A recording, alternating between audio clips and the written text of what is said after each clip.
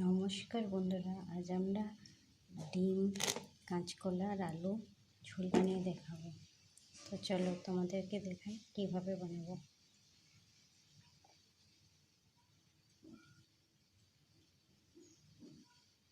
আমি ডিমগুলোকে সেদ্ধ করে ছাড়িয়ে তারপরে নুন হলুদ মাখিয়ে নিয়েছি। কাঁচকলাগুলোকে কেটে নিলাম এবং নুন হলুদ মাখিয়ে রেখে দিয়েছি। ওগুলোকেও সেদ্ধ করে হলুদ মাখিয়ে রেখে দিয়েছি। ডিমগুলো আমাদের অনেকটা হালকা হালকা লাল হয়ে আসছে। আমরা বেশি ভাজবো না, একবারে নাড়াচাড়া করে হালকা একটু ভাজা হয়ে যাবে, তখনই নামিয়ে দেবো। আমাদের খুব সুন্দর ভাজা হয়ে গেছে। এবার আমরা এগুলোকে সব তুলে নেব। আমরা আলুগুলোকে দিয়ে দেবো।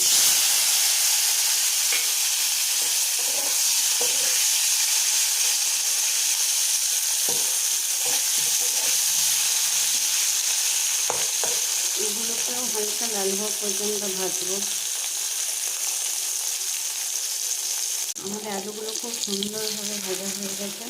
এবার এগুলোকে তুলে নেবো, তারপরে কলাগুলো দেবো। আর কলাগুলো সেম প্রসেসে ভেজে নেবো। আমরা কলাগুলোকে ছেড়ে দেবো।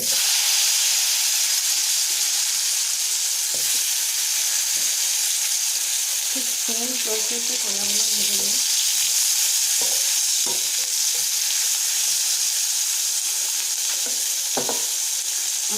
আমরা এই রেসিপিটা করার জন্য কোনো এক্সট্রা তেল দেবো না। যে তেলটা আছে আমাদের রেসিপিটা ওই তেলেই হয়ে যাবে। খুব সুন্দরভাবে ভাজা হয়ে গেছে। এরপর আমরা মশলা দেবো। এটাতে পেঁয়াজ, আদা আর রসুন আর কাঁচা লঙ্কা দিয়ে বেটে রেখেছি। এবার এই মিশ্রণটাকে মশলাটা এটাতে দিয়ে দেবো।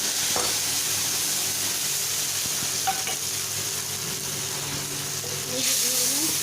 এবার এটাকে ভালো করে কষবো। 5 মিনিট পর্যন্ত এইভাবে কষতে থাকবো। এবার এটাতে আমরা হলুদ দিয়ে দিলাম, মতো নুন দিয়ে দিলাম। এভাবে কষতে থাকবো, একটু নাড়াচাড়া করবো। তারপরে একটা টমেটো পেস্ট করে রেখেছিলাম, এই টমেটোর পেস্টটাকে দিয়ে দিলাম।